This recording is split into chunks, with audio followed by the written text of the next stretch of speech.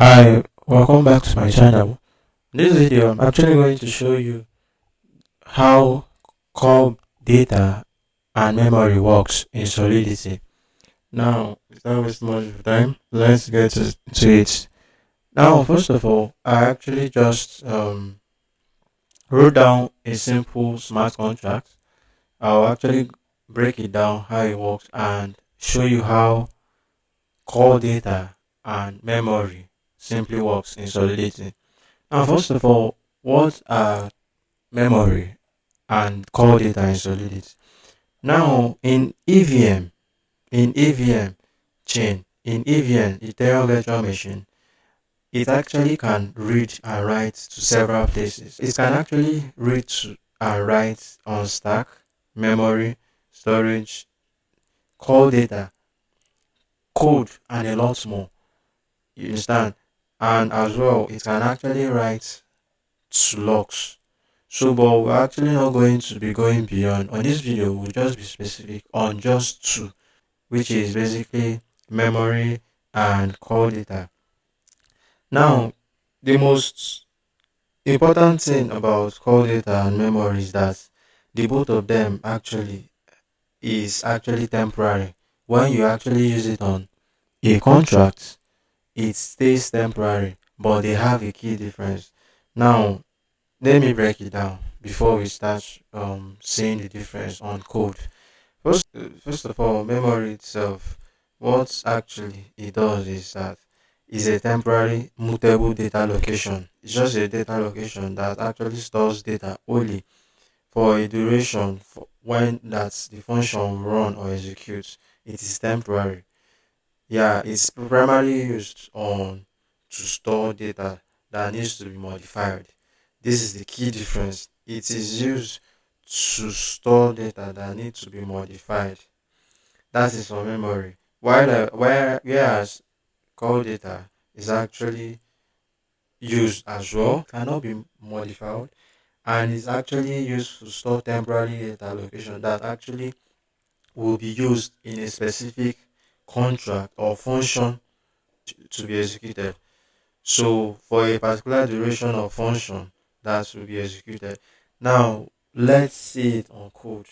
Now I actually just wrote this is just a contract. I just defined a contract and I said call data memory tutorial, and I created a variable and gave it a uint 256 my number, declared it there, um and I created a struct. So basically, I used the combination of arrays, dynamic array, which is I named it best country and made it public and said list of people. Let's make it list of country rather. So I said on the structs I said best country. I defined a struct and said I believe I've actually explained what struct is. You actually see it on my last video. So I said I gave it uint 256 favorite number. Now also a string of country name. And when you go down, I said yeah, it brings error now because I changed it to country. So I created a function that says add country.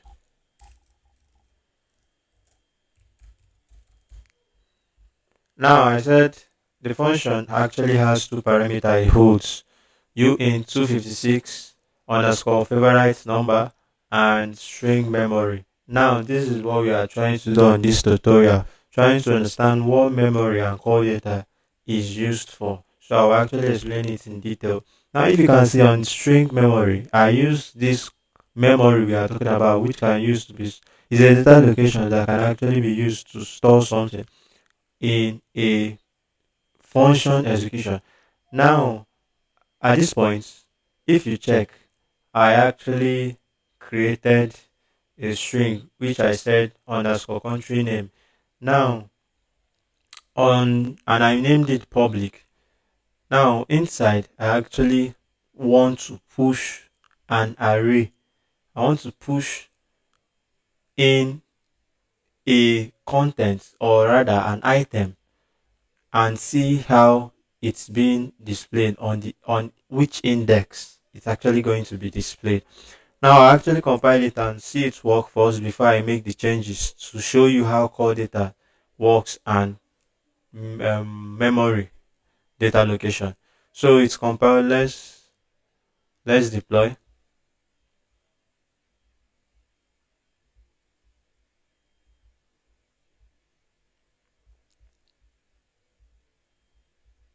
Okay, so now I actually, this is the button. So add country, I would actually put in the parameters which I define, which is the favorite number and the country name. First of all, favorite number.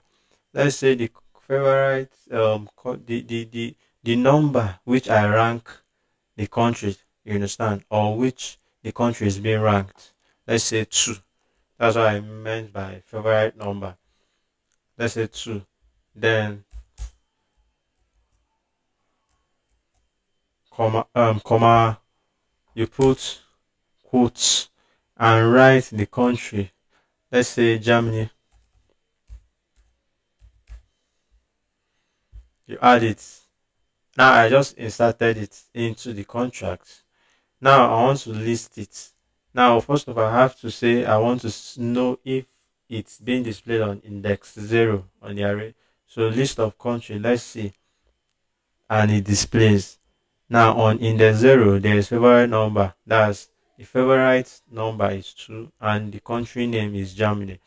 Now let's now see how, let's close this contract. Let's see how the memory and the call data is different. If you notice, this actually deployed right now, right? Now let's say we change and say underscore country name.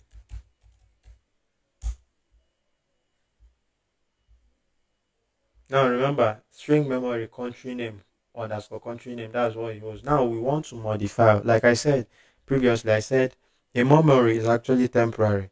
Of course, the both are temporary. They are actually temporary data location, but they actually have a key difference. Now, memory itself is used more especially in such a way whereby it actually can be modified. Now, let's say underscore country name equal to, give it another name, which initially we gave it a default of no name or no initialization. Now, let's change it to legendary. And if you notice now, it's actually compiled very well, perfectly. If you run it, it will run perfectly as well. If you deploy, everything will go very well, and the code will run, and you will see what it defines. Now, let's see what shows. If we say index 0,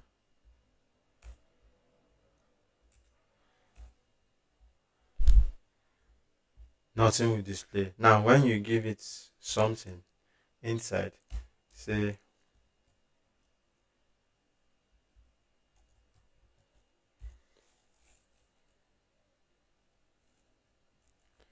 Williams, um, Japan.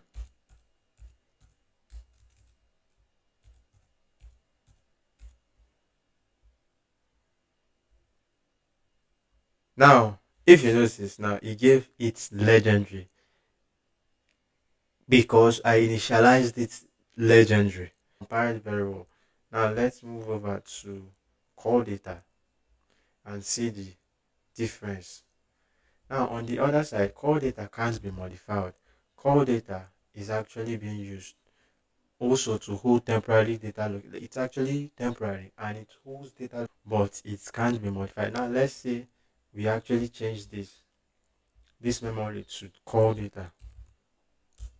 Now watch, it is giving an error. Why? Because it can actually not be modified. And this is one of the key difference. There's other differences between the two, but this is the key difference between the two. So this is how and what they are actually known for. So this is actually how call data and memory works in Solidity. You actually use it a lot, so that is why you need to understand how it really works, how you can actually use it on your contract, how you can actually use it to do and write your smart contract and as well your the apps when you build. See you on my next video.